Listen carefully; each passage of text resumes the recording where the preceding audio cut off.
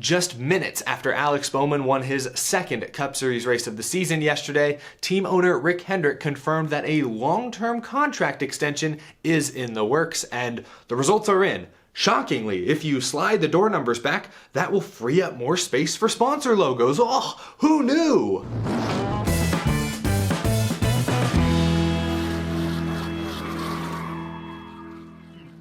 How's it going, y'all? My name is Eric and welcome to Out of the Groove. I hope your week is off to a great start. If you want even more Out of the Groove this week, check out the latest from the Out of the Groove podcast network, A Lifetime in NASCAR, Noah Talks NASCAR, and the NASCAR Weekly Podcast. Latest episodes are available down in the description. Be sure to check them out. Lots of exciting stuff to talk about this week before Circuit of the Americas, an all-new racetrack to NASCAR, Trucks Xfinity Cup, triple header Saturday and Sunday. I will be there in person. Can't wait to take you guys along on that journey with me. So I am in a very, very good mood this week, or at least I was. Oh gosh. For like the 20th time this year, it feels like, we're gonna talk about NASCAR's proposal to move the door numbers back a little bit towards the rear of the car to free up more space for sponsors, because you remember that study we talked about a couple weeks ago that the teams actually paid real money for? Yeah, well, no surprise, Nielsen came back and said, oh heck yeah, if you free up more space for sponsor logos, yeah, that will bring added value to your team.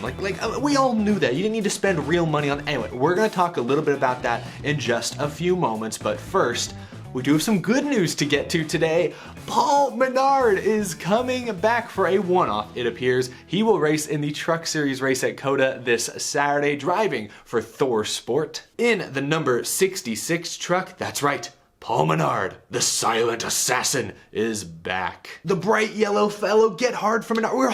It's happening, boys and girls. Paul Menard is back, yes, racing for Thor Sport. I had to look up his stats. He's only run 6 Truck Series races in his career, and they all came way back in the mid-2000s. His best career finish was an 8th at Kansas in 2003. But Paul Menard gonna be bringing back his $1 million smile. Well, he doesn't really smile that much. Bringing back the sideburns, hopefully, to the racetrack for the first time since 2019.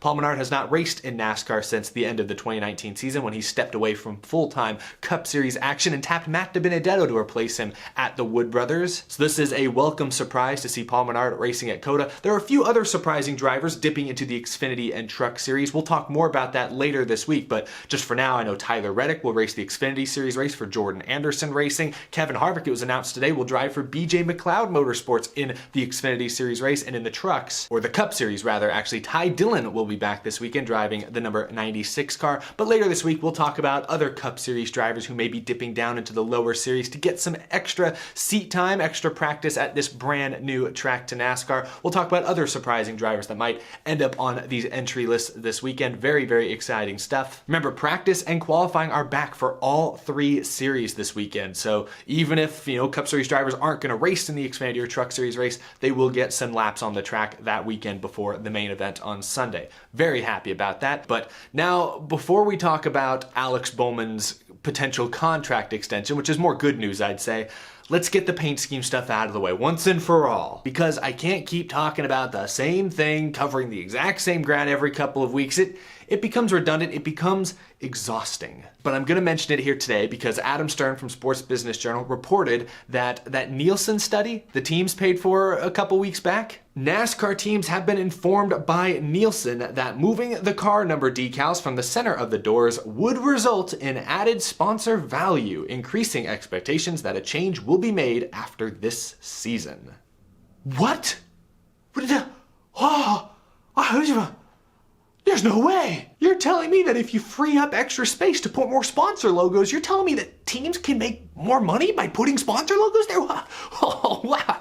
I'm glad that the team spent a probably hefty amount of money combined to fund this study and get this research. That was money well spent from the people that are always complaining about costs being too high in the sport. I'll lay off. I don't know how much it cost. It was maybe $20. I don't know how much Nielsen charged. Probably a lot though, but I'll lay off of it. Anyway, no, this is not shocking at all. Of course, we all knew what the result of this study was going to be. I like that there's no specific numbers even given. Hopefully the team's got some numbers. Hopefully Nielsen actually came back and said, oh yeah, we estimate this is worth this is worth that. Hopefully then you can maybe get some value out of it, but a waste of money. Anyway, no surprise there. The teams sound interested in sliding the door numbers back to free up extra space both in the kind of the front part of the car and of course the rear quarter panel area for more sponsor logos, more revenue for the team. NASCAR, we talked about this a couple weeks ago. NASCAR is probably going to go through with it. I think the next gen car will almost certainly see numbers slid back a little bit. We'll see what happens for sure, but that's my guess. Dale Earnhardt Jr. tweeting his support of it a couple weeks ago, in my opinion, all but confirmed that it is in fact happening. But again, we don't know for sure. It just seems likely. But no surprise from this report. Of course, the fan reaction, as is basically common every time these reports come out every couple of weeks, was crazy. Many fans on Twitter and other social media seem to be at least okay with this idea. Some actually seem to be supporting moving the numbers back, but many vocal, loud fans are very much against the idea of moving the door numbers from their traditional center location. I've done a half a dozen videos on this already. I did a video a few months ago where I talked about how, while yes, where you put logos on the car does matter, it doesn't matter nearly as much as it used to, and that race teams should be focusing their efforts elsewhere, namely social media, namely at track activation, things like that. Putting a sticker on the car is not worth nearly as much as it used to be worth. And both NASCAR and the race teams need to start coming around and evolving. They've been slow to do so, I think, over the last 15 years, and it's showing. So I've done a whole video talking about that. I do not think moving the door number should be the focus, but at the same time, if it brings in some added value, if FedEx is willing to pay a little extra money for that slot, if Smithfield, if M&M's, Busch Beer, Pennzoil, if they're willing to spend some extra money to put their logo where the contingency sponsors used to go for it. Who am I to tell the teams they can't make a little extra money during these, transitionary and somewhat expensive times? All these teams are about to foot over a ton of money for all these new next gen cars. Like, who am I to tell them they can't make some extra money to fund some of that stuff? I'm not going to do that. But I will say the focus should be put elsewhere beyond the space on the race car. That real estate is not worth as much as people think it is, at least in my opinion. But I will go and reiterate my stance on sliding the door numbers back.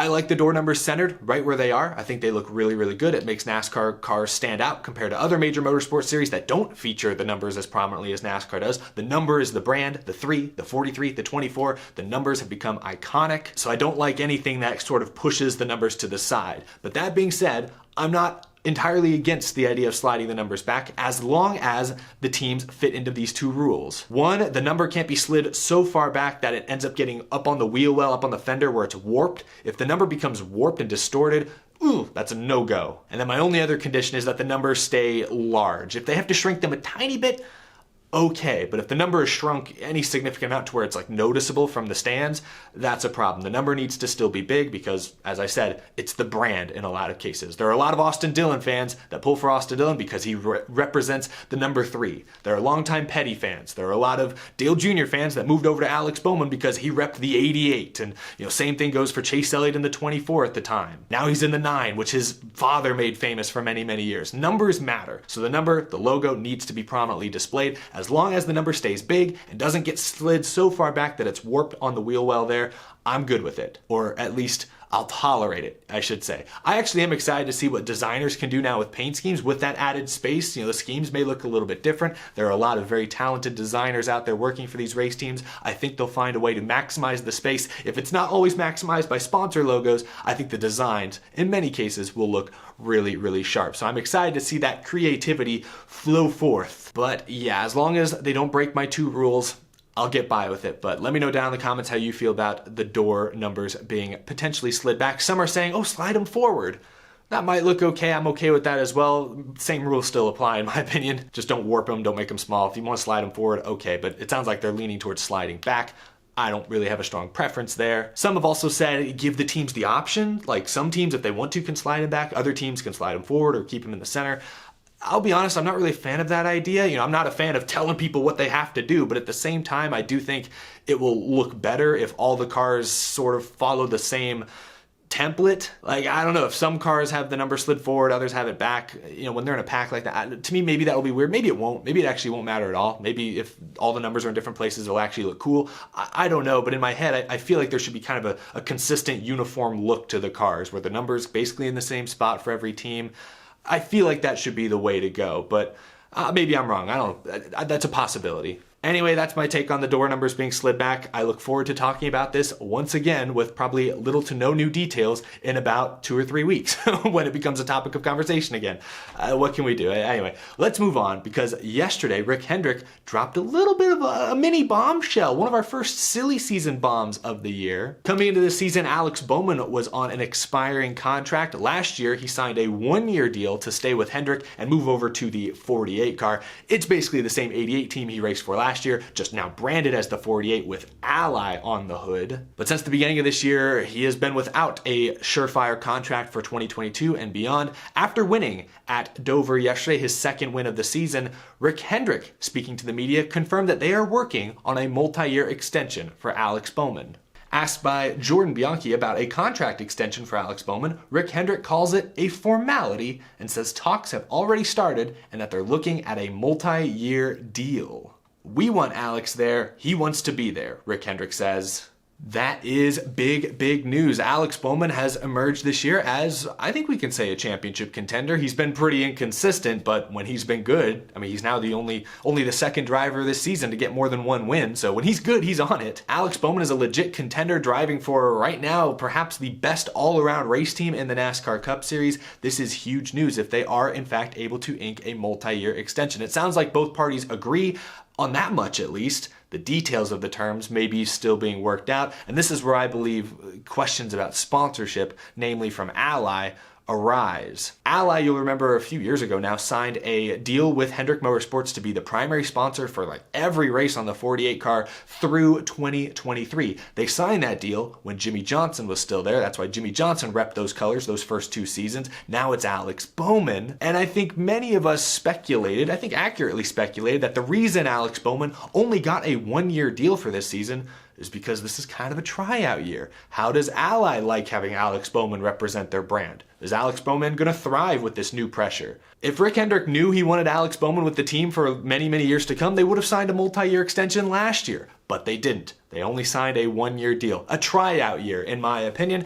That's where we are now. Now Rick Hendrick says he wants Bowman locked in for multiple years. That could be because Bowman now has 2 wins on the season. This is Bowman's first multi-win season of his Cup career. He's finally starting to hit his stride. He's entering the prime portion, I think, of his career. So Rick Hendrick, I think, would be foolish not to want Alex Bowman on his team, but sponsorship and money talks in NASCAR. It makes the world, makes the cars go round, for lack of a better phrase. We've talked about recent social media posts from Ally's official account talking about how committed they are to Alex Bowman and using those kinds of words. So it seemed likely for a while now that Alex Bowman was going to return to Hendrick Motorsports next year. The question now is, how many years? How locked in is this? Will they sign him to a 2-year deal to match the end of Ally's current contract? Or are they also talking to Ally, who we've seen step up their game across the motorsports landscape? Not only are they funding almost every race for the 48 team, but they've also stepped it up with tracks. You saw their logo all over Dover yesterday. They're sponsoring the Nashville Super Speedway Cup race here in a few weeks. So to me, that indicates that Ally is seeing a strong return on their NASCAR investment. So perhaps Hendrick Motorsports is currently talking to both Alex Bowman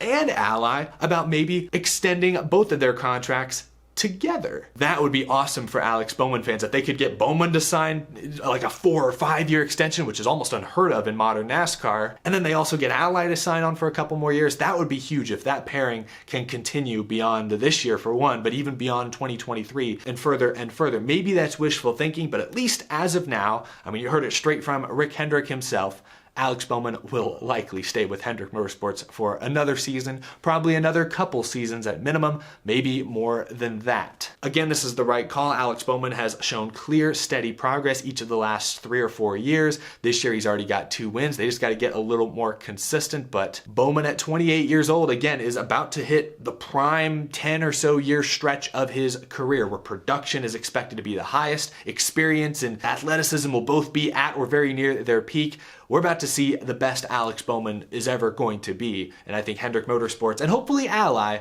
are smart in wanting to team up with him for that. So we'll see what more comes of it. Again, this is all just talk at this point. It's all just, we like each other, but they may disagree on specific terms. Sponsorship may fall through.